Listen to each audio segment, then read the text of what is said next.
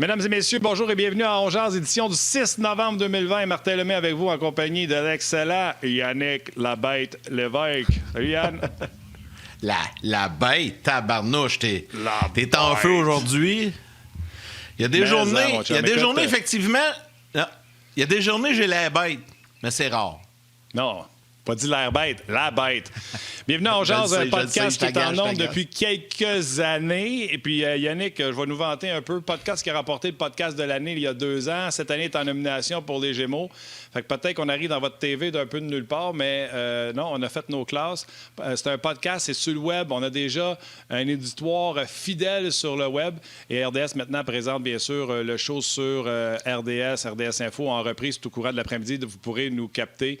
Exemple, vous avez manqué un show comme celui d'hier. Ça se trouve, c'est facile. Vous avez manqué l'entrevue avec André Tourigny.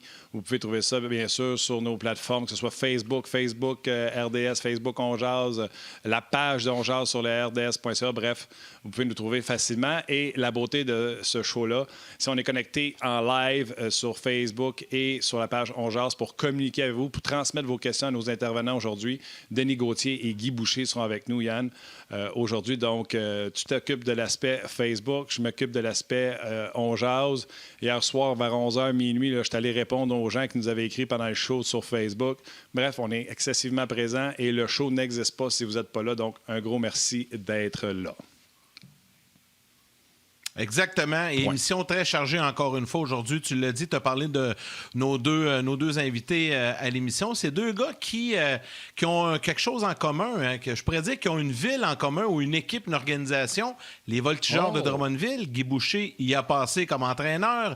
Denis Gauthier est actuellement entraîneur adjoint, très impliqué. Son fils porte les couleurs également des Voltigeurs et c'est un fier résident de Drummondville. Et c'est lui qu'on va rejoindre dès le départ. Denis qui est là pour sa première présence de la saison avec nous à On Jase. Salut mon Denis! Salut messieurs, comment allez-vous? Ça va bien mon dangereusement Denis. en forme. Oui, puis je vais faire quelque chose qui n'est pas TV pantoute, mais c'est pas grave, on fait un podcast. Corinne, la charmante Corinne fait de la réalisation pour nous. Girl Power. Guy demande à ce que tu le mettes en ondes pour qu'il puisse entendre tout ce que Denis va dire. Donc, Guy veut être présent pendant Denis, si tu peux le connecter. Donc, je vais faire attention à ce que tu dis. C'est ça? Arrête. Je suis convaincu que vous entendez bien. Mais ça. Oui. Il y a un écoute, lien Denis, qui vous unit. Il y a un lien très fort qui vous unit. Ben, écoute, les deux, on a passé par Drummondville. Moi, Guy, je l'ai rencontré, en fait, je pense que la première fois, c'est durant ma dernière saison ou l'avant-dernière saison. Guy est entraîneur avec les Voltigeurs et moi, il m'avait permis de venir me mettre en forme avant la saison de la Ligue nationale, qu'elle débute, les camps. Alors, j'ai eu mes premiers contacts avec lui. Et puis, lui, lorsqu'il a gagné le championnat ou la Coupe du président dans la Ligue, en fait, le championnat de la Ligue junior majeure du Québec, bien, moi, c'était ma dernière saison à Los Angeles. Quand je suis revenu au printemps prochain, Guy avait déjà quitté pour d'autres cieux. Donc, pour moi, quand même, il y a un lien qui nous unit à Drummondville. On a eu de bons contacts initiaux à Drummondville. On a développé une belle amitié, une belle connaissance. Puis là, présentement, à RDS, là, avec tout ça tombe, on avait la chance de se voir quelques reprises aussi, puis de continuer les bons mots qu'on avait ensemble. Vas-y, Yannick, moi, Denis, j'ai perdu le son. C'est bon. Moi, j'ai le son de Denis. Tout le monde est là. Denis, on a plusieurs sujets. Je sais qu'on va revenir au Voltigeurs pour Hockey Junior un petit peu plus tard dans l'entrevue, mais j'ai envie de te jaser dès le départ un peu du Canadien parce qu'on t'a pas entendu, nous, à On Jase, avec tous les changements qui ont été faits. Je veux t'entendre un peu là-dessus. Ouais. Puis tu me disais également, lorsqu'on se parlait avant d'entrer en onde, qu'il y a différentes perceptions là, concernant les analystes en ce qui a trait l'équipe du Canadien. Plusieurs les placent dans le top 3 d'une future division canadienne. Toi, t'en penses quoi? Puis tu penses quoi de ces analyses-là qui sont très différentes allant d'un analyste à l'autre? Oui, c'est intéressant de lire parce qu'il y a beaucoup de gens qui questionnent les gestes qui ont été faits. Pas qui questionnent tout, mais la valeur et la validité de faire les gestes qui ont été faits et l'importance qu'ils vont avoir, l'impact qu'ils vont avoir sur la prochaine saison ou les prochaines saisons du Canadien. Évidemment, on commence avec Josh Anderson. Évidemment, lui, pour moi, a le potentiel d'être une acquisition très, très, très importante pour le Canadien parce qu'il vient combler une chaise que personne n'était capable de remplir chez le Canadien. On avait peut-être l'espoir qu'un gars comme Yoel Armia devienne le gros allié, capable d'avoir une présence physique puis d'amener une certaine touche offensive. Il fait bien son travail. C'est un attaquant qui est très, très bon, très intelligent, mais pour moi, il commence à être de plus en plus clair qu'il devient un gars de bottom six plus qu'un top six. Le gars de Josh Anderson, moi, je me souviens que lorsque j'avais analysé le match la dernière fois que Columbus, il y a 2 saisons, la dernière fois que j'ai analysé le match au Centre Bell, de l'avoir vu là, et pour moi, il m'avait frappé aux yeux l'importance, c'est l'impact qu'il avait dans un match. Il était gros, il était rapide, il dérangeait, il allait au filet. Il n'y avait pas beaucoup de défenseurs du Canadien qui étaient capables de le contrer et de le contenir. Donc, pour moi, là, si les choses se passent bien dans son corps, il va falloir être patient un peu parce que dans la dernière année et demie, il n'y a pas eu beaucoup de hockey. On le sait avec la blessure, le COVID, la saison qui est retardée maintenant. Donc, il faut quand même s'attendre à ce qu'il y ait une période d'adaptation. Mais j'ai bon espoir que ce gars-là va avoir un impact majeur sur le top 6 du Canadien. En tout cas, cela dit, c'est que la perception de beaucoup de gens en dehors de Montréal, en dehors du Québec, qui voient ces gestes-là, se demande comment le Canadien va réagir, même avec toutes ces acquisitions-là, parce qu'il y a beaucoup de points d'interrogation encore. Là, évidemment, Anderson, est-ce qu'il va être capable de performer ou c'est celui qu'on a vu qui a marqué juste un but la dernière saison? Est-ce que Jonathan Drouin va être capable d'élever son statut comme un joueur de talent élite et devenir un joueur élite? Ou c'est juste un joueur de talent élite qui devient un joueur correct qui va faire ses points, qui va déranger? L'arrivée de Romanov, est-ce qu'il va avoir un impact aussi important que nous, on pense qu'il va avoir? Moi, je pense qu'il va avoir une période de transition, d'adaptation. C'est un jeune défenseur. Il va avoir besoin d'une certaine période de temps pour maturer et développer dans la Ligue nationale. Mais moi, je pense que son impact peut être quand même intéressant sur un troisième duo présentement. Est-ce que nos 2 joueurs de centre vont être capables de faire au cours d'une saison complète ce qu'ils ont fait pendant la courte période des séries éliminatoires la saison à l'été? Je parle bien sûr de Nick Suzuki. Moi, j'ai très confiance à Suzuki. J'ai confiance à ce que lui... Je pense pas qu'il va devenir cette année un joueur d'1 point par match, mais son impact va être vrai, va être tangible, et on va le voir. Il va amener une production offensive, peu importe avec qui il va jouer. Probablement un gars comme Toffoli, il y a probablement peut-être un Anderson à sa droite. Moi, je pense qu'il va avoir des combinaisons intéressantes pour Julien. Moi, je pense que ce gars-là a le sens du jeu et la maturité pour avoir un impact de cette année. Oui. Est-ce que Nick Suzuki, à partir de cette année, devient un joueur qu'on n'a pas eu depuis des années, c'est-à-dire que quand il saute sur la glace, on sait qu'il est là parce qu'il y a quelque chose qui se passe? La O'Reilly, un peu. Autant défensivement, on sait que Suzuki, surtout qu'il va embarquer sur la glace, son trio va reprendre la rondelle dans son territoire puis qu'il va provoquer quelque chose. Je pense qu'on est rendu là avec Nick Suzuki. Oui, mais il faut faire attention à l'attente qu'on a envers lui. Je pense qu'il s'en vient là, il va rentrer dans ce rôle-là, il va commencer à avoir un impact, mais je pense pas que c'est le meilleur de Suzuki qu'on va voir. Il va développer, puis dans l'année prochaine, dans 2 ans, dans 3 ans, il va être encore meilleur que ce qu'on va voir cette année. Mais moi, je pense que cette année, il va prendre un prochain step, et oui, il va être en termes anglais, notre go-to guy probablement au centre offensivement pour le Canadien. Fait que moi, je pense qu'on va voir de belles choses de lui dans son cas. Dans le cas de Kéké, je vais me garder une gêne. J'ai adoré ce que j'ai vu de lui.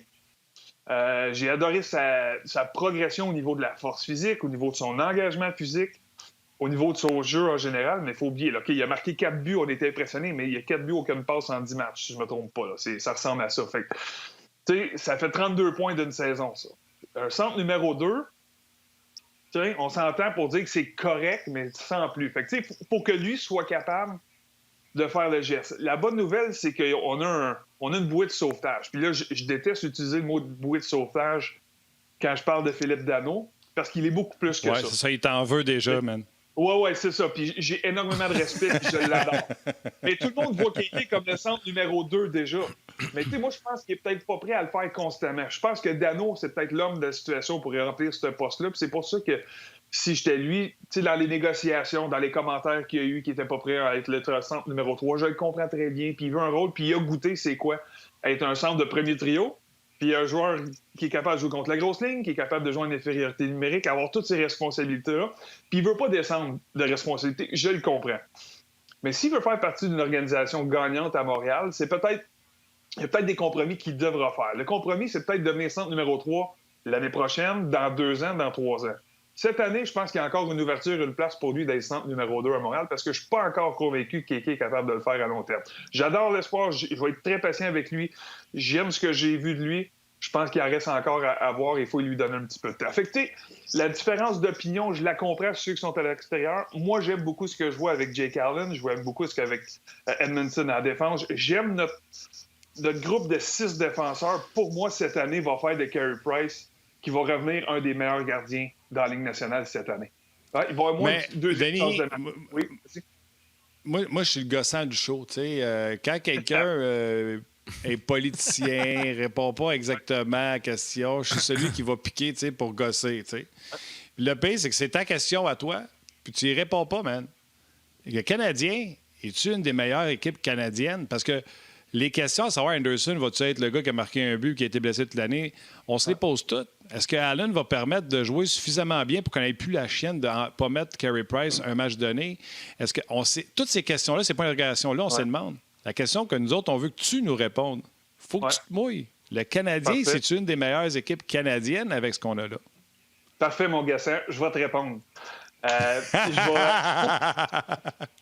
Écoute, la vérité, c'est que moi, j'y crois. Moi, je pense que le Canadien n'est pas nécessairement une des meilleures équipes au Canada, mais je pense qu'elle était une bonne équipe au Canada. Cette équipe-là, pour moi, je la vois d'un bon œil. Il faut se souvenir, là, le Canadien a terminé, rentré dans les séries par la peau des fesses. Il a terminé 18, je sais pas là, 10e dans 12 la liste. en conférence, ça? Et 12 dans l'association. Bon, parfait. Ouais, 12e. Mais si on a un gardien substitut qui a de l'allure et qui gagne sa part de match, probablement que la conférence est assez proche que le Canadien a une position pour rentrer en séries éliminatoires par elle-même dans le top 8. On s'entend. Fait que déjà là, avec Jake Allen, je pense qu'on s'améliore. Je pense qu'il y a beaucoup de choses qui ont déboulé. Moi, sincèrement, si les choses se passent bien, et j'ai bon espoir, j'y crois quand même. Je pète pas, je suis pas sur un nuage, je ne veux pas péter la bulle à personne. Moi, je pense que le Canadien peut rentrer en séries. Par eux autres mêmes. Ils n'ont pas besoin d'aide, ils n'ont pas besoin d'une autre crise de COVID pour rentrer 12 équipes en série. Cette équipe-là, je crois, est assez bonne pour rentrer à séries éliminatoires par elle-même au bout d'une saison régulière. Et moi, je pense qu'il va faire, c'est la profondeur de cette équipe-là. On a une équipe qui est faite pour Claude Julien, à la main de Claude Julien, qui aime rouler ses 4 lignes lorsqu'on joue à 5 contre 5. On devrait avoir assez de joueurs pour marquer des buts si tout le monde répond à leur potentiel. Et défensivement, comme je t'ai dit tantôt, le top 6 du Canadien, présentement, pour moi, il n'y a pas assez d'offensive à mon goût de la ligne bleue, mais défensivement, va permettre à Carey Price et Jake Allen d'être bons, d'être très bons même. Et pour physiquement, d'être physique. D'être physique, de nettoyer le devant du filet, de limiter les deuxièmes chances de marquer. Parce qu'au niveau des responsabilités défensives, là, je regarde Weber, Sherratt, Edmondson, Petrie et Kulak. Romanov, on ne le sait pas encore. J'ai bon espoir, je pense qu'il va être bon. Mais lui, je vais attendre un petit peu. Mais les autres 5, pour moi, ce qu'ils ont démontré, vont être capables d'aider les 2 gardiens derrière. Denis, pour faire le lien avec Yannick, le prochain... vas-y. Vas-y, Big. Je veux juste pas que tu changes de sujet parce que je veux rester sur le Canadien qui, dans ce qu'on parle présentement. Vas-y. Non, mais c'est parce que je dois faire le lien avec... Ça peut nous amener sur le prochain sujet au niveau des entraînements chez le Canadien ou dans les autres équipes de la Ligue nationale. C'est une question que je trouve intéressante sur Facebook qui est posée à Denis. Johnny Pomerleau qui dit, dans un calendrier compressé, le Canadien n'aurait-il pas avantage à utiliser régulièrement des joueurs de petits gabarits qui ont du cardio et de la récupération? Puis il donne des noms, Paul Byron, Victor Mété, Jordan Wheel. Et là, il dit, personnellement, j'ai l'impression que c'est une très mauvaise année pour finalement décider de se grossir. T'sais, je trouvais que ça faisait un lien avec ce que Denis vient de dire. Là. Il va un peu à l'encontre de ce que tu as dit. T'en penses quoi de ça? Ben, écoute, je pense que la question est légitime, elle est bonne, mais je pense pas que faire jouer Mété, Byron et Wheel vont nous marquer des buts. Vont nous amener à être une meilleure équipe. C'est pas les joueurs qui ont un impact dans l'organisation. Moi, les joueurs... Puis la saison courte, au contraire, tu sais, puis...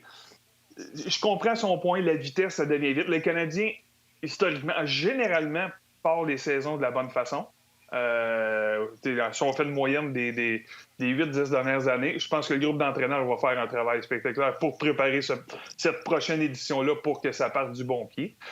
Mais non, moi, la grosseur, à talent égal, à vitesse égale, puis c'est parce qu'on a des gros bonhommes qui patinent là, avec avec Anderson et Toffoli, pour moi, c'est 2 joueurs qui ralentiront pas le groupe. Là. Fait que, moi, je pense qu'on a assez de profondeur sur notre top 6 et même notre 4e trio. Si, selon mon alignement à moi, mon 4e trio, c'est Byron, Evans et Armia.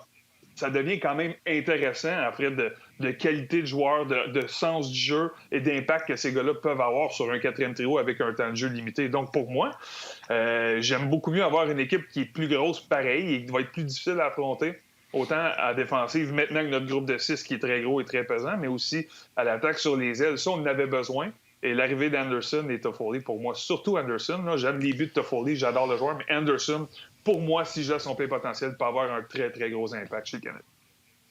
Ah, je suis en désaccord. La question est bonne, comme tu dis, mais je suis en désaccord.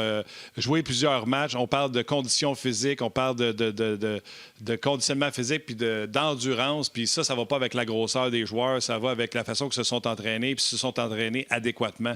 Le Canadien, par contre, est équipé physiquement pour donner du Denis Gauthier devant le net puis faire maison nette. Ça, c'est ça qui est le plus. Sauf que moi, là, Denis, puis je suis convaincu que le Canadien va avoir une bonne saison, mais j'aime ça challenger les gars. Pour moi, l'amélioration du Canadien, parce que tout le monde s'est amélioré. Là. Winnipeg sont allés chercher le 2e centre qu'ils n'ont pas depuis des années avec Stastny. Vancouver sont allés chercher Nate Schmidt pour gratos. C'est des améliorations. Les gens le savent, là, Oldby et Thatcher, pour moi, ça va être meilleur que Thatcher et Markstrom. Bref, les autres équipes aussi se sont améliorées. Ce que le Canadien a eu, c'est l'amélioration à l'intérieur de ses jeunes joueurs. Nick Suzuki, l'an passé, était sur une 4 avec Nate Thompson ou sur une 3 à l'aile. Là, il commence comme, il y en a qui se demandent si ce n'est pas notre premier centre ou ce sera notre premier centre. L'amélioration que le Canadien a, c'est la différence entre Suzuki, mois d'octobre 2019, puis quand ça va commencer cette année. Kotkaniemi, octobre 2019, puis cette année. Je pense que la plus grosse amélioration du Canadien est là et non pas sur les joueurs qu'on a ajoutés. Et c'est de là que je me dis, est-ce que Tavares, ou on va prendre Matthews qui est plus jeune, a amélioré autant? Est-ce que Marner va améliorer autant? Parce que c'est des jeunes joueurs aussi qui ailleurs dans le pays. Oui. Tu sais, on regarde notre affaire à nous autres, ça va bien, on est heureux, là. Mais les autres équipes avec se sont améliorées, à part Ottawa. Ben, écoute, moi, je comprends ton point, mais moi, ces équipes-là ne sont pas toutes. Se sont améliorées, mais ne sont pas toutes bonnes encore. Je suis d'accord, Stastny à Winnipeg, ça va aider Patrick Laine offensivement. Mais si Carter Hellebuyck ne goal pas sa tête encore cette année, cette équipe-là n'a pas la défensive pour tenir le... Exact. Mais cette défensive-là n'a pas la profondeur pour retenir le coup. Hellebuyck va falloir qu'il fasse encore le même travail qu'il a fait l'année passée. Donc, pour moi, cette équipe-là est meilleure offensivement, mais n'ont pas de défenseur. Vancouver, pour moi, cette année, les jeunes vont progresser. Il va manquer de profondeur. On va perdre des gars cette année. On a perdu Toffoli, évidemment, mais il va quand même manquer de profondeur pour que cette équipe-là soit aspirante et devienne une équipe de haut niveau cette année, pour moi. C'est l'enthousiasme de l'année passée. On a vu beaucoup de choses fin de saison en séries éliminatoires. Il va manquer de profondeur pour tenir le coup, je pense. Encore plein de points d'interrogation à Edmonton. On s'améliore tranquillement, mais moi, on dit que la profondeur, on n'est pas capable de la trouver là-bas de ce côté-là. Calgary risque d'être bon encore. Ottawa risque de terminer les derniers dans la Ligue parce qu'ils ne sont pas prêts à prendre le prochain niveau. Ils vont être bons. Ils vont être très bons si on fait des choses comme il faut. Ils ont du talent, mais sont encore trop jeunes. Donc, pour moi, le Canadien se situe quand même bien dans ce lot-là. Le Canadien, pour moi, est l'équipe la plus améliorée par rapport à ce qu'ils avaient l'année passée. C'est juste... On a ciblé des points qui étaient critiques et très importants chez le Canadien. Jake Allen, pour moi, là, je m'excuse, là, mais c'était un besoin criant. Ça fait 2 ou 3 ou 4 ans qu'on n'a pas eu un backup à Montréal qui a permis à Carey ou au reste du Canadien de respirer, d'être confiant quand le gardien, puis juste de gagner sa portion de victoire. On ne l'a pas eu. Lui, il va le faire, je suis convaincu. Vas-y, Yann, excuse. Non, finis ton point, je vais enchaîner parce que ça, je viens de flasher sur quelque chose. Finis ton point, tu parlais de Jake Allen. Jake Allen, pour moi, va gagner son lot de victoires, ce qu'on n'a pas eu ici depuis des années. Edmonton va amener son identité, va rendre le Canadien plus difficile à affronter. C'est un défenseur 4-5, on en convient, mais si on est capable d'avoir... on n'est pas capable de trouver des numéros 1 parce que sur la masse salariale, on n'a plus de place. Mais Edmondson va nous rendre de faire service, puis il rentre d'un critère à Bergevin. C'est un gars de caractère, gagner une Coupe Stanley, c'est un gars qui va nous aider, qui est fiable. Fait que ça, c'est du côté-là. On est allé chercher des buts avec Toffoli, c'est un besoin criant à l'aile, on a besoin d'un gars pour la mettre dedans. Puis on est allé chercher de la grosseur avec Anderson, puis qui lui aussi est capable de marquer des buts si on le dans des positions favorables, et aussi, on lui donne l'opportunité. Donc, pour moi, là, les 4 cases qu'il a fait, c'est bon. C'est bien mieux que juste un joueur à Stastny aller remplir ton deuxième position de centre à Winnipeg, à mes yeux. OK, maintenant, au niveau des joueurs, au niveau plus personnel, tu sais, habituellement, puis Denis, on le sait, on te connaît, t'es un gars qui a toujours fait attention à ta forme physique, ton entraînement très rigoureux, que ce soit physique, mental, durant la saison morte et durant la saison. Là, habituellement, quand ça termine, mai, juin, peu importe, là, ou en avril, quand les gars sont pas dans les séries, vous savez que ça recommence telle date, au mois de septembre, avec le camp et tout ça, puis qu'il y a quelques semaines de camp d'entraînement. Là, actuellement, c'est pas le cas. On le sait pas quand ça recommence. On parle de janvier, on parle de février. Ouais. On ne sait pas le camp d'entraînement va durer combien de temps. Il va être plus court. Là, il y a des équipes actuellement. J'entendais Anthony Manta cette semaine à Sport 30 qui racontait que lui est à Détroit actuellement puis qu'il s'entraîne avec quelques joueurs. À Montréal, c'est pas le cas actuellement. Est-ce que l'équipe qui aura les joueurs qui auront fait ça de façon la plus rigoureuse, leur entraînement durant la saison morte, actuellement on est dedans, part avec une longueur d'avance et les joueurs doivent se responsabiliser là-dedans également. Mais ça doit pas être évident de t'entraîner quand tu sais pas quand tu vas reprendre l'action sur la glace. Pas évident. Tu sais quand c'est fini, tu sais jamais quand est-ce que ça commence. Puis ça, l'entraînement, il faut se rappeler, c'est une science. Hein? C'est vraiment une science. C'est calculé avec la période de temps que tu as. Il y a des phases d'entraînement que tu dois aller chercher de la force, de la puissance, de la vitesse, tout ça, mais tout est fait en fonction d'arriver à la date, au jour J ou la première journée du camp, tu dis « je t'arrive au maximum ». Donc, pour moi, ça devient une situation où, sans savoir quand ça va commencer, pas tout le monde a accès à de la glace, pas tout le monde a accès à des gymnases. C'est très difficile d'arriver prêt au jour 1. Ça va être important de savoir les gars qui fassent leurs besoins chacun chez soi. Salutations à nos réguliers qui sont sur nos pages, Patrick, Gaétan, Olivier, Jean-Luc. On va être là sur le net. À la télé, on s'arrête pour Sport Flash, puis on vous revient tout de suite.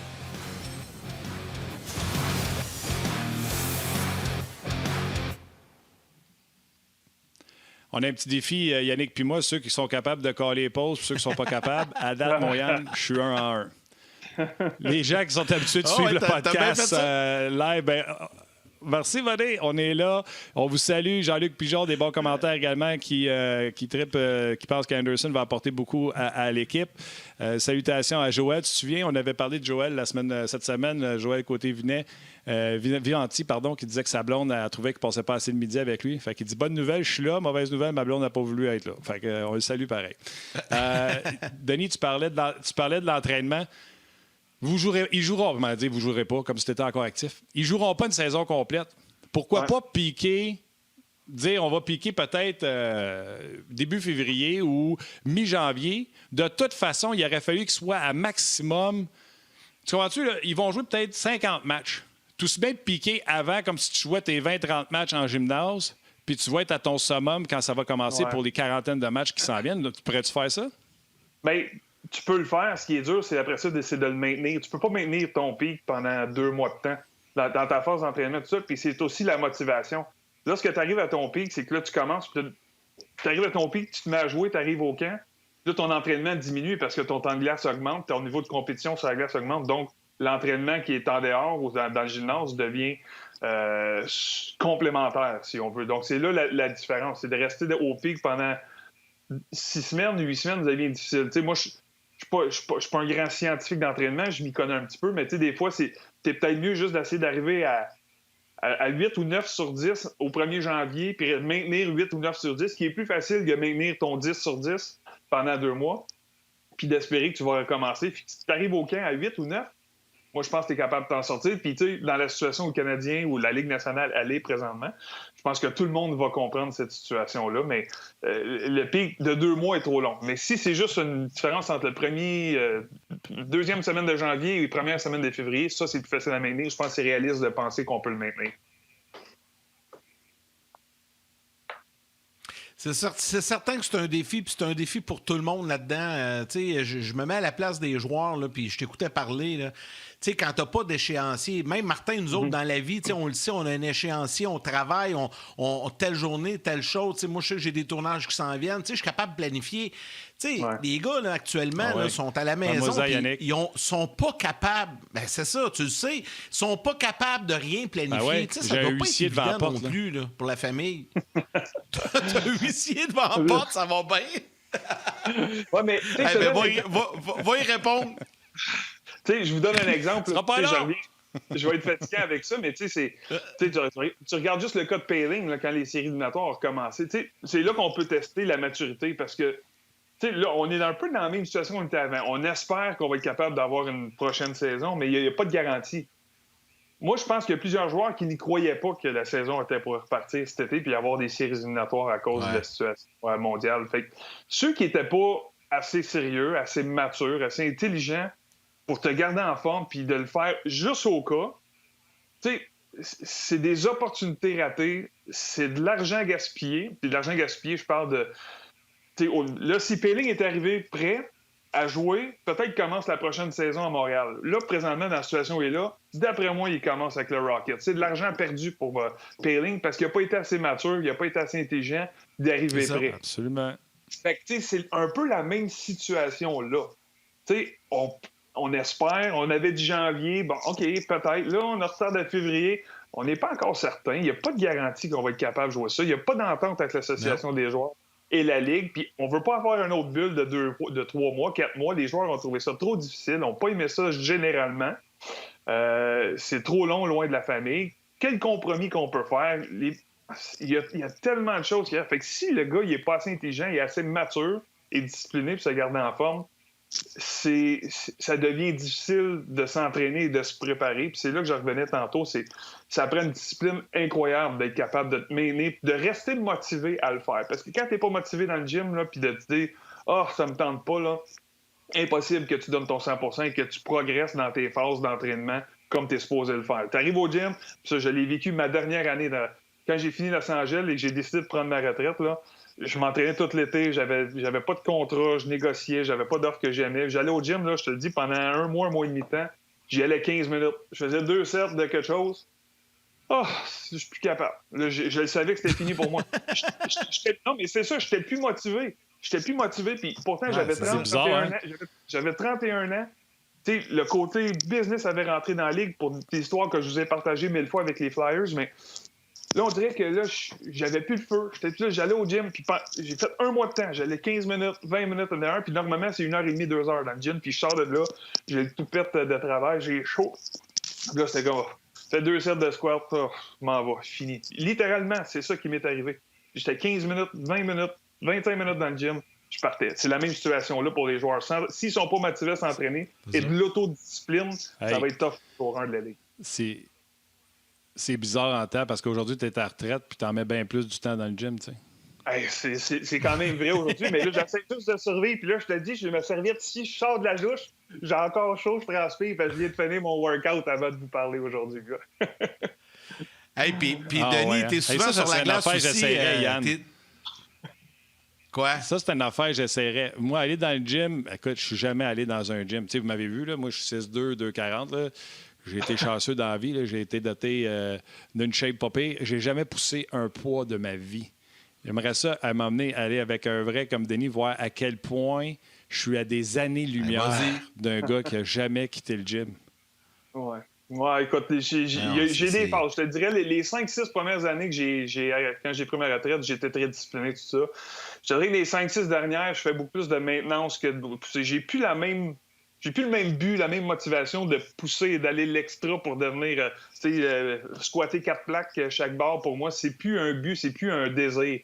Moi, en squatter 2 ou 2,5, j'en ai bien assez parce que ça me maintient. Rendu à 44 ans, les joints deviennent difficiles. Honnêtement, j'ai le corps des bouts, les épaules, j'ai des difficultés à passer mes journées sans Advil, sans Tylenol. Toi, Yann, tu comprends? Toi, Yann, le écoute, squattage, moi, comment plus ça jeune, va? j'en ai fait, mais... Ouais, non, c'est pas ma force. Là. Les gens le savent. J'ai perdu beaucoup de poids, mais au gym, là, c'est difficile pour moi d'avoir une motivation. Ah, j'aime ça aller marcher, j'aime ça à l'extérieur, mais dans un gym, c'est pas ma force. Ça n'a jamais été ma force de toute façon, mais c'est ça. Puis, tu sais, Denis parle de son 44 ans. Moi, j'en ai 47. Là. Moi, avec, il y a des places que c'était un peu plus difficile. Là, puis ce que j'ai découvert, messieurs, aussi, pour moi, c'est la variété. C'est qu'à un moment donné, j'ai lâché le gym, je suis allé monter des montagnes, je fais du vélo de montagne, je prends des marches. Je fais d'autres choses. Fait que juste le changement de décor, tout ça, est très bon pour la motivation aussi, messieurs. Ben oui. Hey, ça va être le bon, les gars. On va se faire une chronique. On va se faire une chronique badminton bientôt. parce qu'on fait d'autres choses. Fait que, ça va être ça. On va parler de la pétanque. Ouais, c'est ça.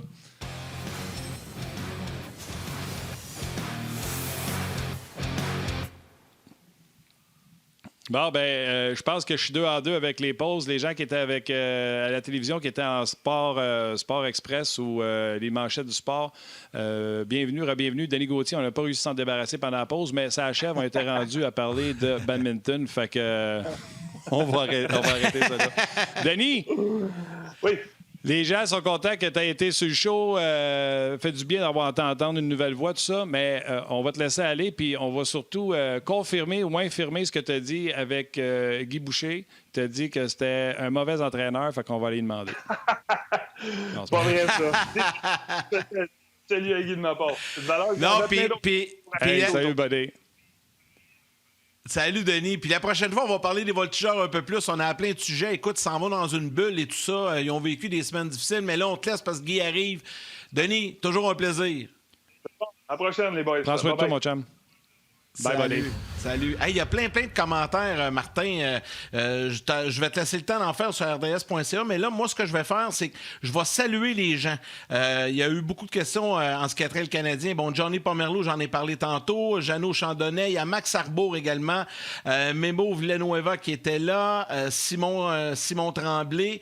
Alexandre Rodrigue, Denis Giroux, Vincent Baudouin, Carl Rodrigue. Il y en a plein qui ont réagi, puis là, qui vont poursuivre également avec Guy, qui s'en vient dans quelques instants. Puis sur rds.ca, tu en as de nombreux commentaires également, Martin. Oui, Carl Rodrigue, écoute, je vais prendre la balle au bon. C'est un vétéran, ça, il nous suit depuis le début. Puis si je ne me trompe pas, il est même de l'autre côté de l'océan. Donc, un vrai qui nous suit depuis longtemps. Seb Rancourt qui me félicite pour la façon que j'envoie aux pauses. Donc, merci Seb de constater mes efforts. J'apprécie beaucoup. Nos vétérans sont là. Attends. J'étais à 2 hier, là, à ce moment-là de l'émission, j'étais à 2 en 2, moi aussi. Là. C'est la dernière que j'ai manqué mon coup. Fait que là, t'as de la pression. Continue. La pression, puis en plus, c'est Guy qui est difficile à arrêter. Puis, tu sais, c'était tranquille, sa messagerie sur rds.ca. Puis, tu sais, j'étais là, coudon, elle marche-tu? Peut-être qu'elle est en panne, ça. Fait qu'il y en a un qui dit, Laurent Saint-Pierre, il dit, bonjour, messieurs. Honnêtement, j'ai pas de commentaires, c'est toujours aussi bon. Fait que je vous écoute. Fait que lui, il dit, regarde, tant qu'à y réécrire, je vous écoute. J'ai dit, je suis branché, tout ça. Fait qu'il y en a d'autres qui ont répondu la même chose. On va rejoindre Guy Boucher. Écoute, on a préparé 3-4 sujets avec Guy. Puis quand on préparait le show tantôt, Yann, je t'ai dit, ça se peut qu'on arrête à 1. Guy, comment ça va? Et là, une plante en partant, ça va bien? Comment je te plante? hey, Denis, là, j'ai adoré Denis. Moi, j'aurais voulu laisser faire ma présence puis l'écouter pendant une autre demi-heure. Il était excellent. Vraiment. J'espère qu'il y a beaucoup de gens qui l'ont entendu. Il était vraiment excellent. Ouais. C'est pas ça que tu me dis en extérieur des ondes. Tu me dis à Drummond, tout le monde dit qu'il est comme ci, comme ça.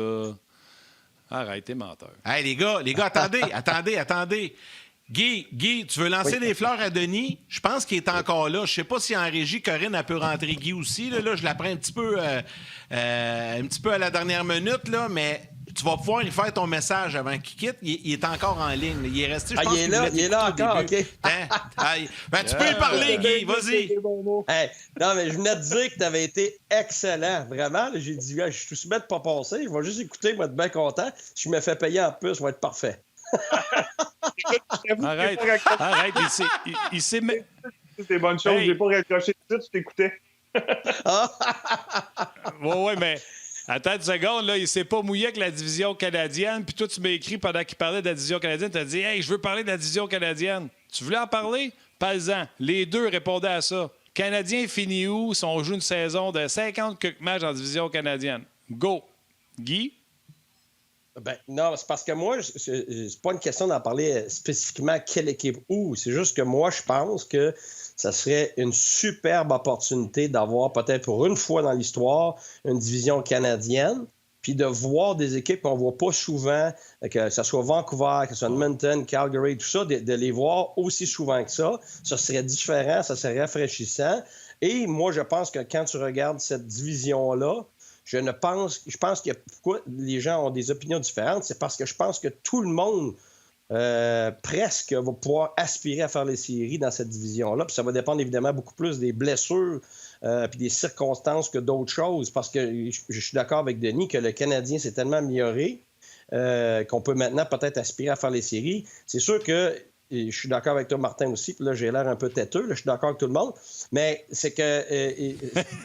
non, mais c'est parce que le Canadien s'est amélioré, oui, pour se mettre dans la course pour les séries, légitimement, même s'ils ont des blessures, ils ont la profondeur, je pense, pour soutenir ça. Ils ont le gardien de but, la défensive et tout ça. Mais c'est très relatif parce que les autres équipes aussi se sont améliorées. Les autres équipes ont aussi autant de chances que le Canadien de faire des séries. Ce qui fait que moi, je trouve ça extrêmement intéressant, mais très encourageant. Tu n'as pas besoin de faire face à Tampa aussi souvent, à Boston, ces équipes-là. Ce qui fait en sorte pour moi que ça devient vraiment un suspense légitime parce que personnellement, j'ai aucune idée, moi, qui finirait premier, deuxième, troisième, quatrième.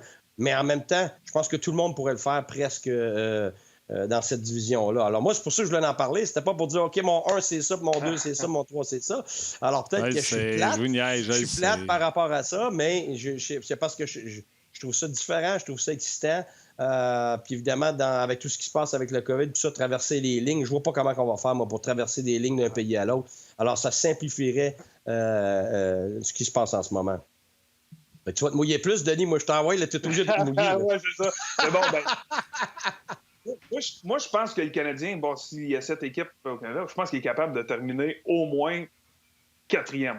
Puis il peut être dans la course pour 3 si tout va bien, si Carey il fait le travail, il goal sa tête comme il a déjà fait, puis toutes les choses sont en place, peut terminer 3e. Mais moi, je pense que c'est pensable que le Canadien peut terminer 4e. Moi, ce que je peux dire, par exemple, c'est que pour avoir passé 7 ans à Calgary, là, c'est vrai en maudit que jouer contre le Canadien de Montréal, il y a un buzz, il y a quelque chose. Puis là, de retrouver ces rivalités-là, parce que là, j'ai passé peut-être les 4 ou 5 premières années, je ne me trompe pas, le jour de l'Est, c'était contre le Canadien. C'est le Canadien qui venait jouer à Calgary.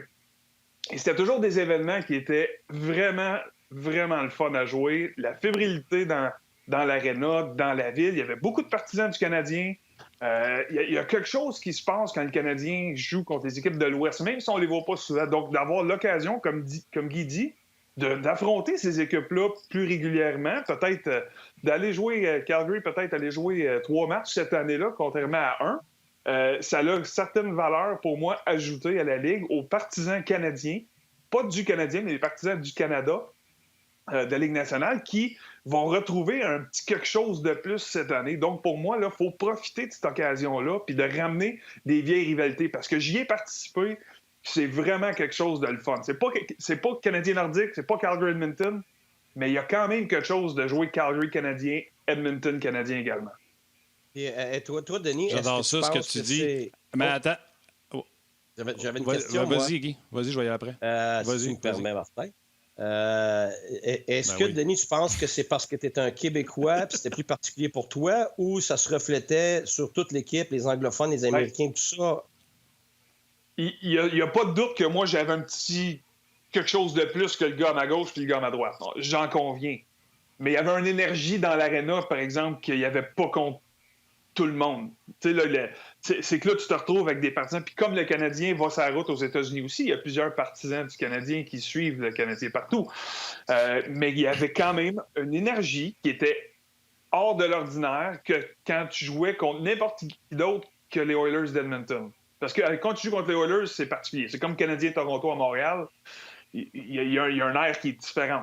Mais jouer quand même, là, c'est comme la deuxième couche en dessous. Là. Jouer contre le Canadien, venir là, ça l'amenait quelque chose. Il y avait beaucoup de partisans du Canadien à Calgary. Il y avait beaucoup de Québécois qui étaient déménagés dans l'Ouest pour le travail à cette époque-là, dans les fin des années 90, début des années 2000, parce que le marché du travail était très intéressant dans l'Ouest avec le pétrole, tout ça. Fait que ces gens-là venaient encourager le Canadien à Calgary. J'assume que c'est quand même pareil, mais de vieilles rivalités comme ça, faut pas perdre ça de vue. Puis tu sais, si juste qu'on le fasse cette année, va nous permettre peut-être de vaguer, de surfer là-dessus pendant les 5 ou les 10 prochaines années, parce qu'on a renouvelé certaines rivalités. Quand la Ligue va revenir normale, bien tant mieux, on aura profité de l'occasion. Ah, puis on est chanceux aussi. Écoute, vous venez d'ouvrir... Oui. Attends une seconde, t'avais dit une. Là, ça, c'est le plan de match du show. Terminé. Parce que vous venez d'ouvrir un filon incroyable. Denis puis Guy, si on a la division canadienne, on en a parlé en long par large, il y aurait des partisans des Canadiens à chaque match dans chaque ville et vice-versa. Les fans vont commencer à voyager. Toronto va en avoir déjà qu'il y en a beaucoup à Montréal. Denis, quand ça arrivait là, que les Canadiens jouaient à Calgary puis il y avait bien du monde, ça faisait-tu suer, pour pas dire autre chose, les autres joueurs ou le coach qui rentrait dans le vestiaire puis qui disait, parce qu'on s'imagine ça, nous autres, à lancer compte, là, qui rentrait, puis là, les fans sont ici pour le Canadien, on va leur montrer que c'est nous autres, l'équipe de Calgary, tout ça. Ça ajoute-tu sur l'intensité de tout le monde ou ça fait suer tes coéquipiers? Non, ça fait pas suer... Ça fait pas suer les coachs, le fait qu'on se fait envahir par des gens de Montréal ou de l'extérieur. C'est pas ça. Mais c'est l'énergie du building, puis de la ville, puis de l'enthousiasme qui se crée, qui fait que le match devient plus émotif, plus intense. Les gars se donnent plus. On se donne pas plus parce que c'est les Canadiens, puis on les haït, puis que c'est... je vais dire les grenouilles, là. Dans le temps, on disait ça, là. Mais tu sais, c'était ça, mais... Les frogs! Les frogs, mais tu sais, c'est pas ça. C'est vraiment parce que l'énergie est là, que les gars le ressentent, le vivent, et quand il embarque sur la glace, là, t'entends crier, t'entends les huées, t'entends les applaudissements, ça l'amène une émotion, une fébrilité, une excitation, puis là, veut pas, le niveau de la game là, vient de monter. Les confrontations sont plus tough. Chaque lancer est plus fort, chaque coup de patin est plus intense. Fait que c'est ça. Puis j'imagine, Guy, pour un coach, tu dois le ressentir aussi. Tu dois te nourrir de ça, ce que les joueurs te donnent. Oui, puis pas juste ça. Là, comme tu viens de dire, tu as des matchs qui c'est très particulier. Si tu es à Ottawa, les gens qui sont venus à Ottawa quand on joue contre le Canadien, tu peux pas savoir que tu es à Ottawa. Tu as plus de gens avec le chandail du Canadien d'un gradin que tu en as des gens qui votent pour Ottawa. Même chose quand tu joues contre Toronto. Fait que ça te fait une ambiance vraiment particulière où tu le sens même dans les gradins. Entre eux, les partisans se relancent, puis se lancent, puis des fois même, ça finit avec des bagarres. Mais je n'ai vécu des vraiment bizarres, comme par exemple à Tampa. On joue contre Détroit. Moi, je ne sais pas, moi, que la Floride, finalement, ça a été peuplé par des gens du Midwest, beaucoup. Ça descend de Buffalo, c'est au Michigan, ça descend par l'autoroute qui est finalement en ligne avec ça. Comparativement avec Miami, eux autres, c'est des gens de New York, Boston, tout ça, qui se sont expatriés vers le sud. Fait que, moi, je ne savais pas ça. Alors, le premier match qu'on a joué contre Détroit, l'aréna était rouge. C'était rouge. Alors, tu passes du bleu au rouge. Mais veux-tu même dire qu'est-ce qui se passe ici aujourd'hui? Mais là, j'ai compris ça par après, pour me l'expliquer. Puis même, j'avais les gens derrière mon banc qui c'est des grands partisans du Lightning avec le chandail bleu. Puis je me vire de bord, puis ils ont le chandail rouge. Là, je regarde en voulant dire, mais c'est quoi ça? Fait que là, ils me font signe, je viens de Détroit. Fait que, puis ils veulent pas, Détroit, c'est une dynastie, comme le Canadien, évidemment. Ce qui fait que ça fait des amphithéâtres, des ambiances tellement particulières que je suis d'accord avec Denis. L'entraîneur, les joueurs, tu sens cette fébrilité-là qui est très particulière. Puis oui, ça l'amène quelque chose de complètement différent. Ou tout comme un match d'un lundi soir contre, par exemple, la Caroline qui ne veut absolument rien dire. Mais ton ambiance est particulière, mais du côté négatif où tu ressens rien du tout. Alors, oui, c'est pas du tout d'un match à l'autre, d'un amphithéâtre à l'autre, d'un adversaire à l'autre. On n'a pas du tout la même ambiance puis le même feeling, là, que ce soit à la maison, que ce soit à l'extérieur. Guy, oui. Guy, je vais y aller plus en profondeur sur le même sujet, là, puis c'était ma prochaine question. Denis l'a comme devancé, mais je vais l'adapter. Qu'est-ce qui va changer pour un entraîneur? Tu sais, là, je comprends tout ça, là, l'aspect de ce que vous venez d'expliquer, mais admettons là, qu'on a une division canadienne, puis que c'est juste ça, OK? La saison du Canadien, là, c'est que tu vas affronter les 6 autres équipes canadiennes jusqu'au bout, parce qu'admettons qu'on ne peut pas traverser les lignes et tout ça. Au fur et à mesure que ça va progresser, ça veut dire que là, tu vas avoir 6 rivalités à gérer, pas une ou deux. Tu sais, là, tu parlais de Tampa avec Détroit, on parlait de Calgary-Edmonton ou le Canadien. Là, tu vas avoir 6 rivalités à gérer. Au fur et à mesure que la saison va progresser, jusqu'à quel point le travail de l'entraîneur va changer. Parce que vous ne vivez pas ça habituellement, là. Autant de rivalités dans un calendrier compressé. Qu'est-ce qui va changer pour un entraîneur? C'est parce qu'il faut comprendre la nature de la job de l'entraîneur sur une base régulière. Quand évidemment, tu as plus de matchs contre les équipes de ta division, donc tu les connais très bien parce que tu vas les voir souvent. Donc, tu es toujours sur le vidéo, évidemment. Mais quand tu es appelé à regarder 30 autres équipes, et puis que tu joues ce qu'on a des back-to-back, là, j'ai ça dire des équipes dos à dos, là, des matchs collés. ou 3 en 4, où tu es parti sur la route, ben c'est difficile parce que, disons que tu as 2 matchs qui s'en viennent, ces 2 équipes que tu n'as jamais rencontrées encore, ils ont plein de nouveaux joueurs, l'entraîneur a changé. Ben là, il faut que ton travail commence complètement à zéro. Ça veut dire que, disons que tu finis ton match, tu es sur la route, tu finis à 10 heures, tu finis tes médias, parles, jases, tu t'en vas en avion. Puis tout de suite, dans l'avant, tu commences à regarder le match que tu viens de jouer, mais tu es déjà en mode prochain match. Et puis tu sais que tu as l'autre tout de suite après, tu as 2 matchs. Écoute, le travail, c'est fou. Tu vas dormir 2-3 heures cette nuit-là parce que tu es obligé de te préparer. Parce que le lendemain matin, à 7-8 heures, ton plan doit être prêt.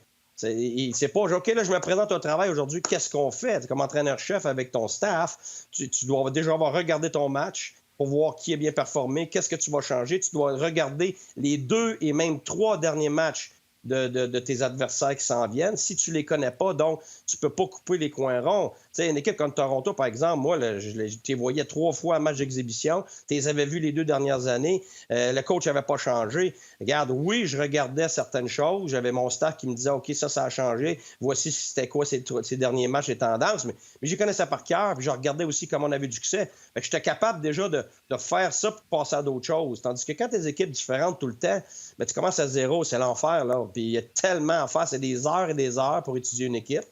Et puis après ça, faire un plan, puis après ça, transmettre ton plan, puis après ça, tu as tes ajustements à faire rendu au match, puis par rapport à, disons, ce qui s'est passé, tout d'un coup, ils ont eu un blessé le match d'avant, ça a changé leur avantage numérique, ils n'ont plus de droitier d'un côté, il y a un gaucher, le défenseur qui était à la pointe, il n'est plus là parce que ça va pas bien de ce temps-là, il est malade. Écoute, il y a toutes sortes de choses qui font que c'est très dynamique, mais plus tu as d'informations à gérer, plus difficile c'est. Alors oui, dans un contexte canadien, ça devrait être plus facile en termes d'information et de connaître à la longue, pas au début. Là. Au début, là, tu commences à zéro avec tout le monde, puis là, tu t'aperçois que tu as des tendances, puis à un moment donné, ces tendances-là se cristallisent, puis là, ça devient comme les séries où tu les connais tellement que tu as plus à gérer l'émotion des joueurs, puis les détails plutôt que l'ensemble de la dynamique des systèmes. Je ne sais pas si, Denis, tu vas ajouter à ça là-dessus. Ouais. Comme entraîneur, beaucoup d'émotions à gérer parce que à la longue, ça va s'apparenter aux séries, finalement. Tu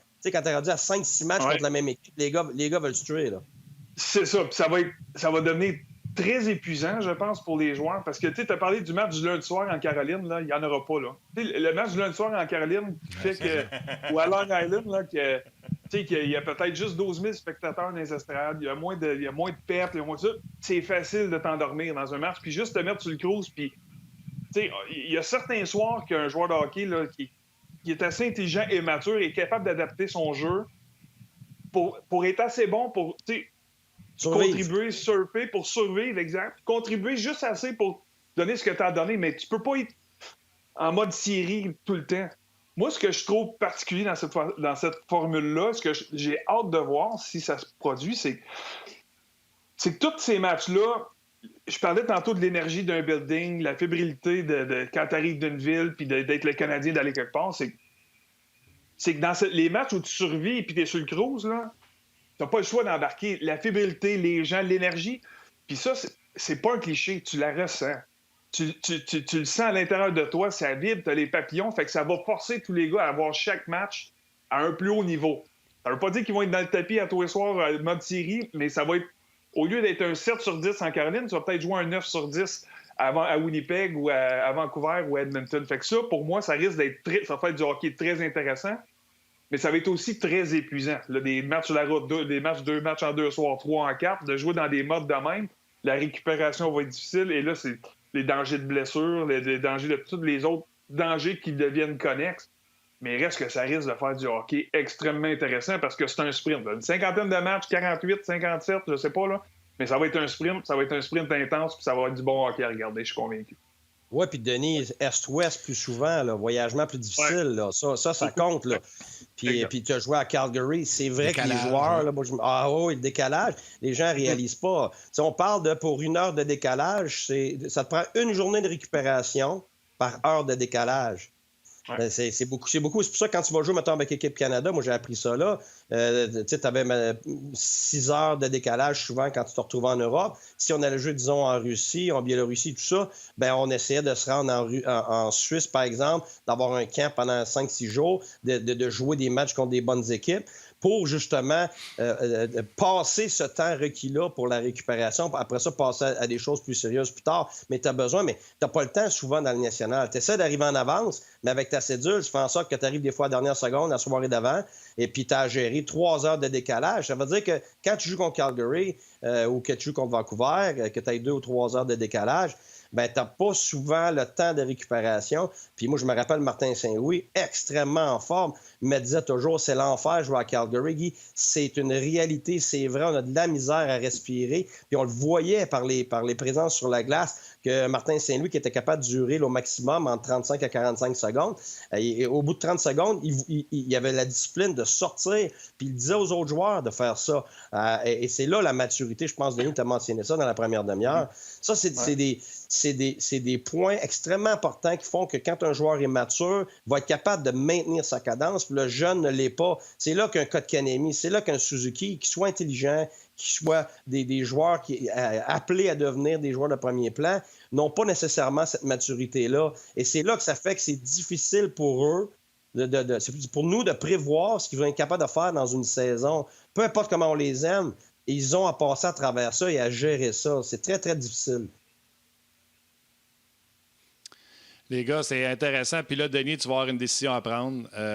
Bientôt, la télévision va devoir nous quitter. Puis on n'a même pas commencé un sujet à Guy. Fait que je vous le dis tout de suite, on va en faire juste un. Mais ce sujet-là, je ne sais pas combien de temps il va nous prendre. Mais il va être long en temps. Et ça touche les coachs et les joueurs.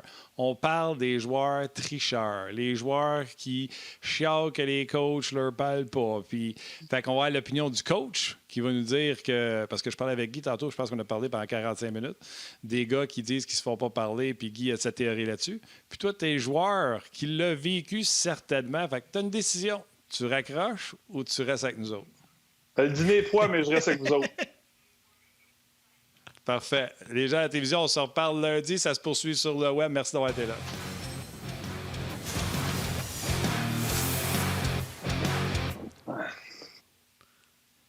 Denis, un matin, Guy m'a appelé et il était en feu. Wouh, wouh! Merci, Yann, de l'avoir vu. Un matin, Guy m'appelle puis il est en feu sur le sujet. Puis j'étais là, non, mais Denis, Guy, il me semble qu'on en a parlé de ça. Il dit non. Il dit là, faut régler l'affaire des... C'est pas vrai que nous autres, on parle pas aux gars, puis c'est pas vrai que papapi, puis si on y parle, puis ça fait 3 fois qu'on y dit, puis il écoute pas, puis là, c'est sûr qu'on y parlera plus, mais là, il chiale. Denis, dernière option. C'est le même cachet. Denis, t'étais assez intelligent pour comprendre qu'il a simplifié ça pour partir de la polémique, alors que j'ai pas expliqué ça comme ça, mais c'est pas grave. Tu peux y aller. Explique-les, Guy, explique-les, Guy. Ben, c'est parce que, regarde, ça fait plusieurs fois que j'entends ça dans la dernière semaine. Puis la première fois, j'ai fait bof. La deuxième fois, OK. Troisième fois. Là, à un moment donné, c'est parce que je l'ai vu, moi, plusieurs fois. Puis, il y a longtemps, regarde, j'ai été coaché, j'ai été élevé par des gens plus tough. J'ai été élevé dans une culture, évidemment, où tu te débrouillais tout seul. Ou si j'arrivais de l'école et je n'étais pas content d'un professeur, ben c'est pas moi qui avais raison, c'était le professeur qui avait raison. Puis quand le coach ne m'aimait pas, ben c'était pas à chialer à mes parents, c'était de m'organiser pour que le coach m'aime. Tu sais, c'était une autre mentalité qu'aujourd'hui. Mais moi, pour l'avoir vécu autant dans le national, dans le junior, dans la Ligue américaine, universitaire, l'Europe, ici, Midget 3A, j'ai vu une certaine transition, évidemment, avec cette nouvelle génération-là, qui est une réalité aujourd'hui, et qui a du bon et qui a du mauvais, comme toutes les générations.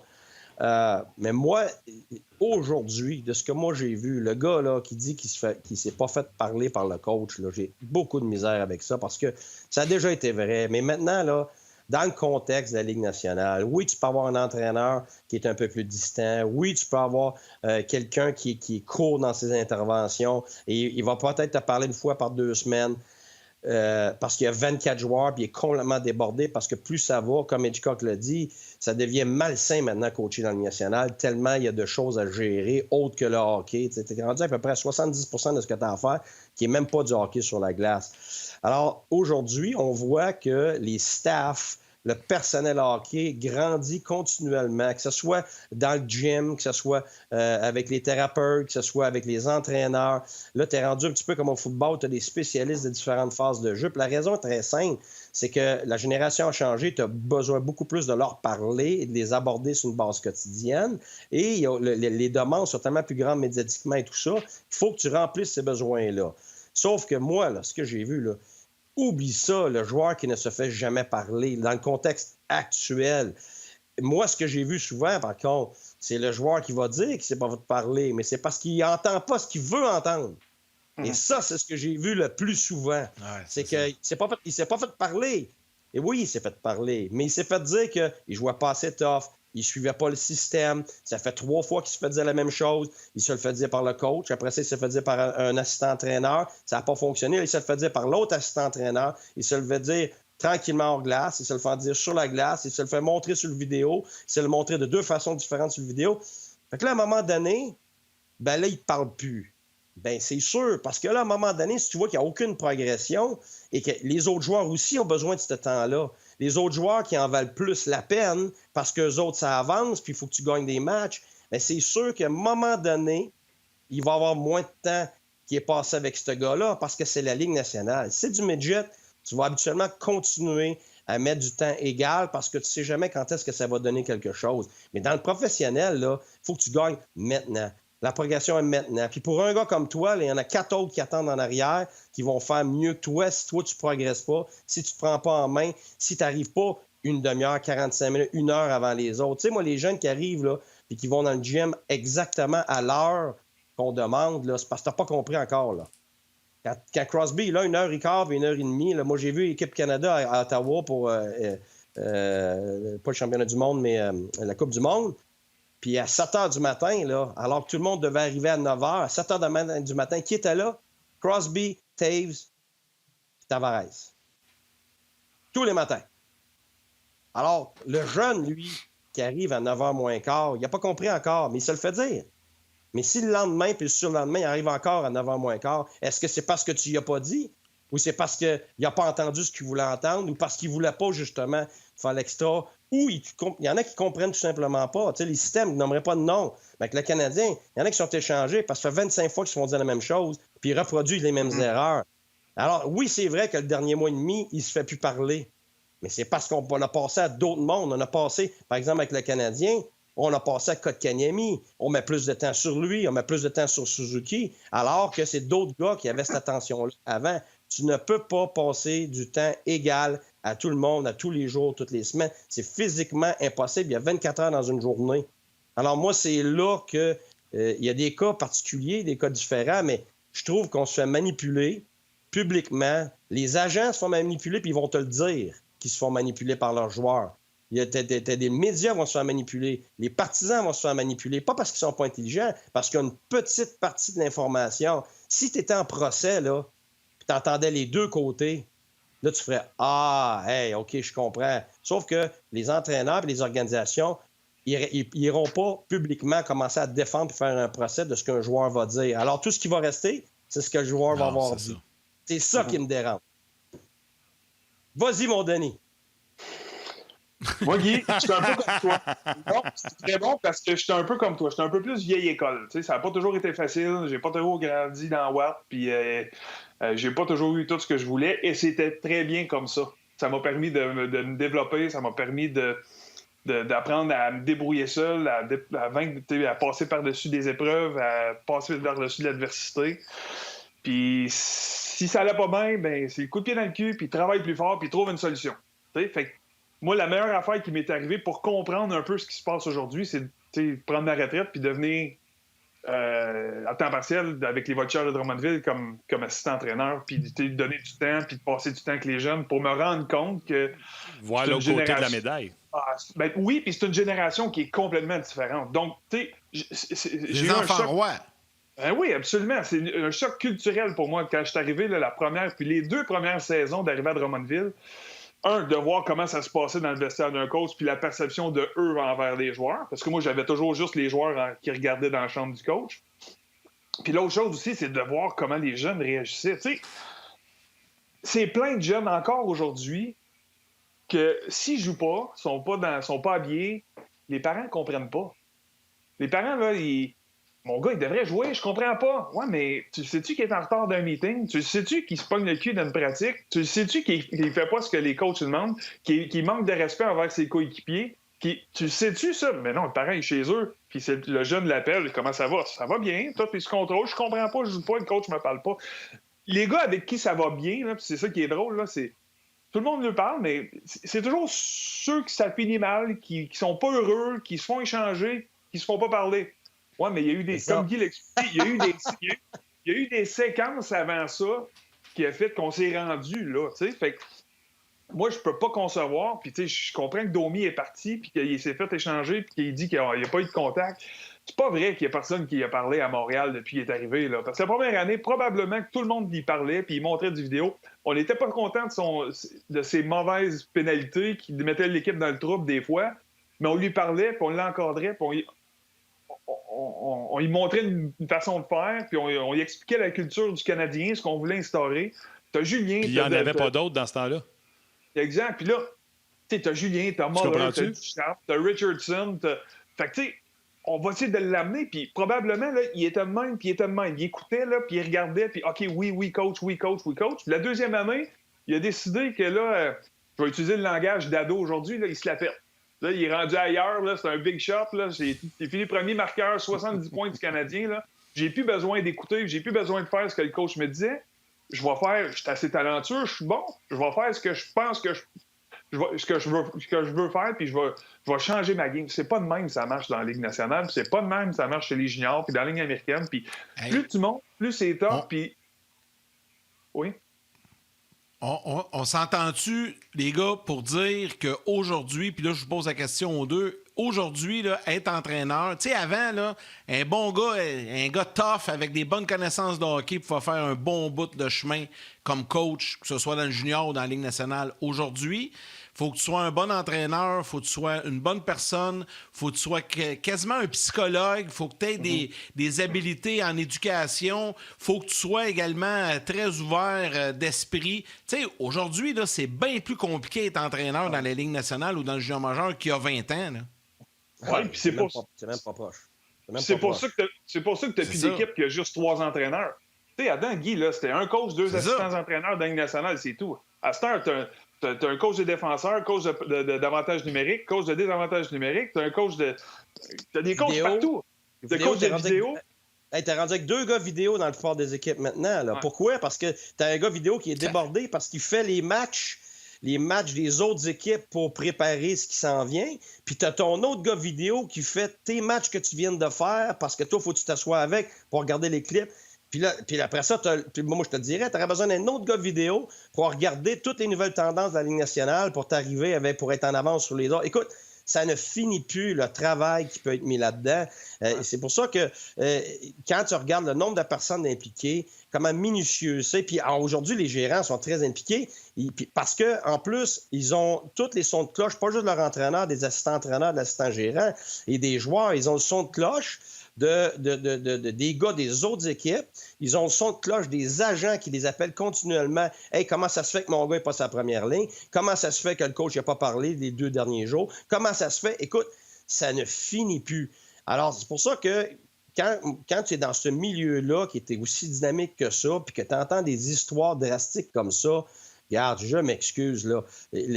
La progression, la chronologie des choses fait en sorte que oui, peut-être qu'on en est rendu avec un produit final qui te donne un portrait X, mais sauf que toute l'équation avant d'arriver à X, on n'en parle pas. Puis c'est ça qui est dit. Mais là, toi, comme entraîneur, tu commenceras par aller de justifier pour ton organisation à chaque joueur qu'est-ce qui s'est passé depuis 3 ans. Là. Je veux dire, on parle d'une démarche tellement longue et complexe que tu peux jamais rentrer là-dedans. Puis l'autre chose, là, tu ne commenceras pas à rentrer dans tous les commentaires de gars. Là. Tu sais, les joueurs de hockey, là, c'est comme n'importe quelle autre sphère de la société.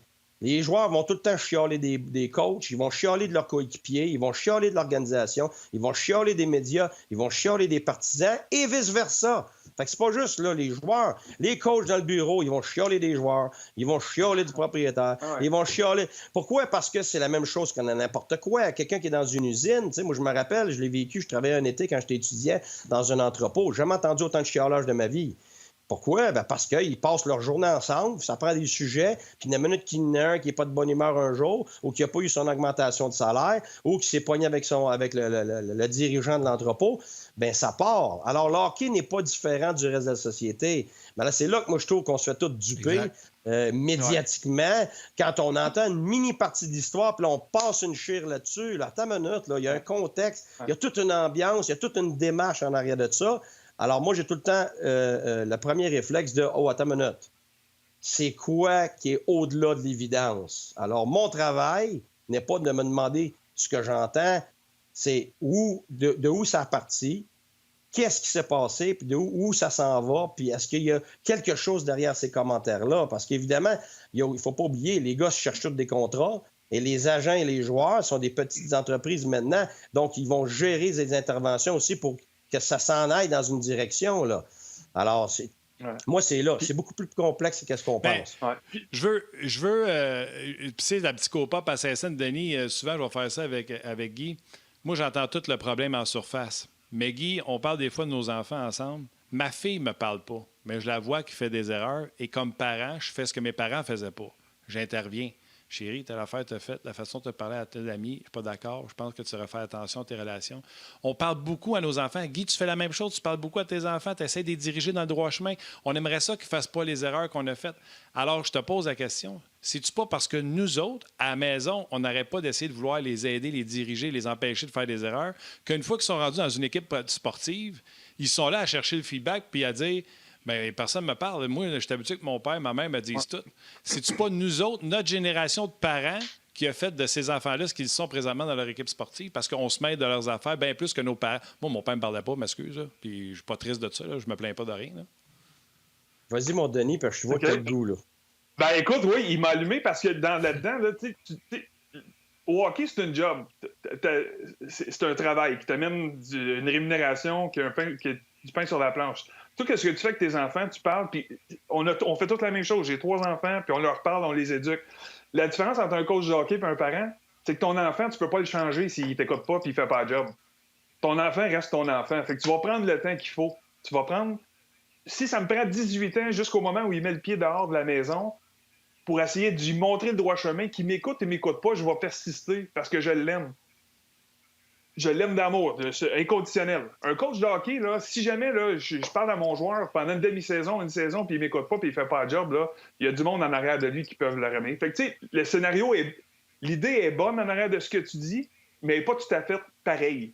Tu sais, le joueur de hockey, on va le changer. Là, ça cogne à la porte comme tu peux pas savoir. Tu peux pas savoir le nombre de joueurs qui étaient meilleurs que moi, qui jouaient dans la Ligue américaine, qui jouaient en Europe, mais il y a quelque chose qui faisait que j'étais capable d'y rester là pendant 11 ans de temps. J'écoutais, je faisais ce que le coach me disait, j'arrivais à l'heure, je travaillais, je me fermais la gueule puis je me donnais à tous les soirs. Je donnais ce que je pouvais donner. C'est tout simplement ça. Je ne pouvais pas donner plus. Écoute, c'est brillant ce que Denis vient de dire parce que c'est vrai que c'est pas tout à fait pareil. Je pense que ton analogie, il y a des points qu'on peut débattre. Mais Denis a absolument raison. C'est là la différence. Puis c'est là que quand un entraîneur et une organisation passe à d'autres choses, passe à un autre joueur, des fois, vont se faire critiquer. Et c'est là que les gens ne voient pas tout l'effort qui a été mis. Mais surtout, on ne voit pas que l'organisation a déjà vu des alternatives sur lesquelles travailler, sur lesquelles on pense avoir un meilleur retour. Et c'est là qu'il y a des échanges, c'est là qu'il y a des gars qui montent et qui descendent dans la ligne américaine et tout ça. Et moi, là-dedans, ce que je te dirais, quand je donne des conférences, ça, les parents, tout le temps les mêmes questions. Mais qu'est-ce que ça prend pour monter? Denis vient de le dire. On vient de le voir par ton attitude, Denis. C'est que on parle de la force mentale, le caractère. Comment est-ce que ça se forge? Ça se forge avec l'adversité. Cette force... Nous, on pense comme parents, puis c'est là ma réponse à ta question, Martin, c'est que comme parents, est-ce qu'on est responsable? Absolument. La société, c'est nous maintenant. C'est nous qu'on a élevé. On a élevé nos enfants de telle façon. Oui, on veut pas qu'ils fassent les mêmes erreurs. On veut que les choses soient faites parfaitement. Ça. Fait que ce qui est arrivé à la longue, c'est qu'on a fait le travail pour eux. On les a handicapés. On les a empêchés de grandir eux-mêmes. On les a empêchés de se planter. Tu sais, on part en bicycle. OK, fais ci, fais ça. OK, c'est bien beau.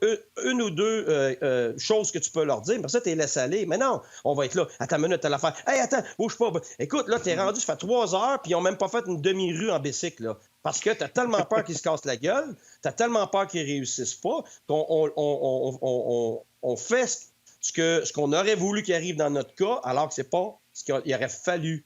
C'est moi, ce que je trouve dans notre société d'aujourd'hui, on manque de tough love.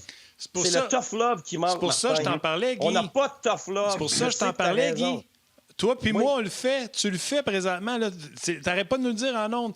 La pause que tu prends comme coaching, ça te permet de faire pivoter tes enfants au collège. Ils sont à veille d'être autonomes, de partir. Fait que tu t'es beaucoup impliqué. Fait que pour ça, je te dis, tu le fais comme parent, mais quand tu l'as comme coach, tu fais comme... Il n'y a pas eu assez de tough love. Mais pourtant... Tu comprends-tu? Je trouve que...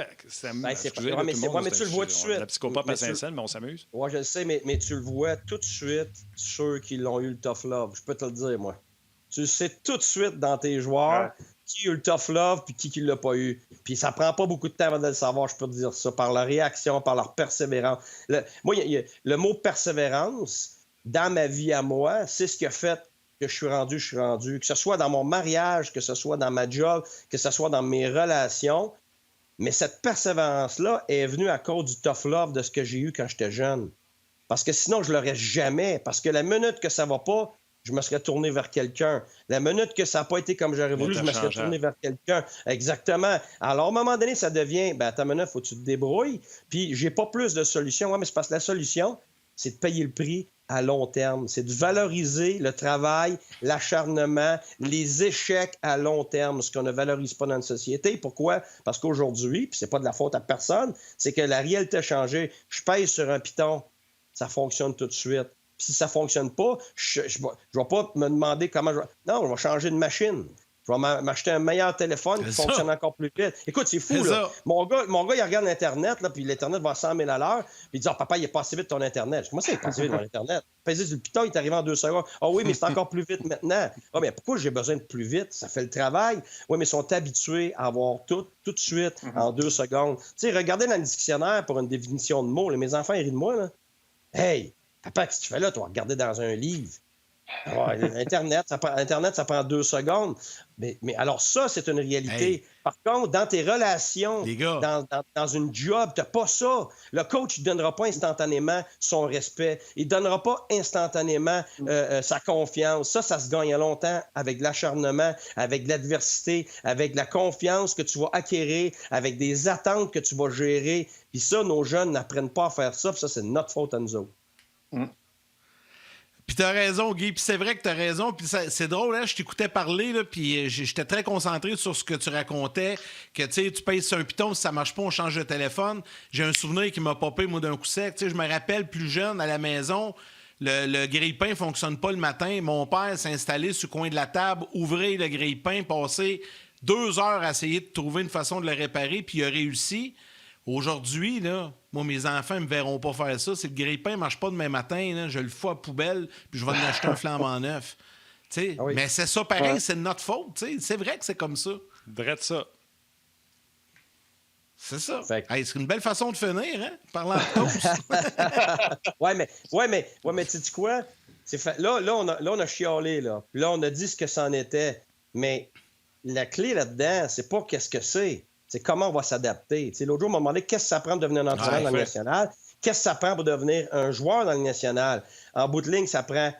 Es-tu capable de t'adapter? Es-tu capable de persévérer pour te rendre là et de comprendre? Mais là, c'est notre job à nous autres, comme dirigeants, de trouver des façons de s'adapter à ça. Ouais.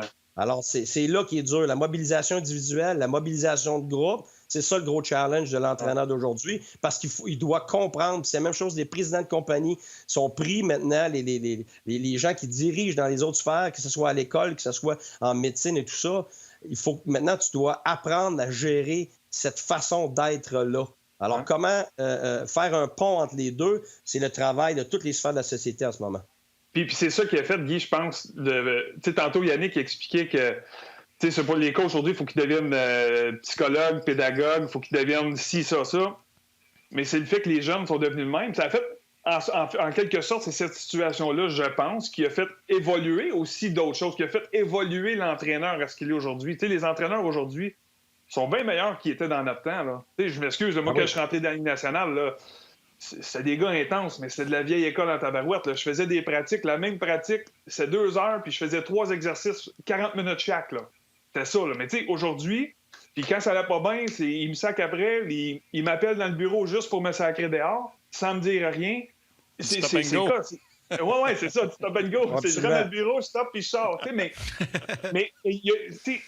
c'est triste qu'on soit rendu là avec les jeunes. Oui. Mais il y a du positif aussi qui va faire 100%. Évoluer d'autres choses. Tu sais, Guy, tu es un bien meilleur entraîneur aujourd'hui que tu l'étais probablement il y a 20 ans parce que tu t'es adapté, tu as modifié ta façon de faire. Tu as probablement lu des millions de livres, des millions de livres d'inspiration, puis d'écouter des vidéos de coachs d'inspiration, le coach des Lakers, coach des Bulls, puis des affaires de même qui font qu'aujourd'hui... Toute la gang.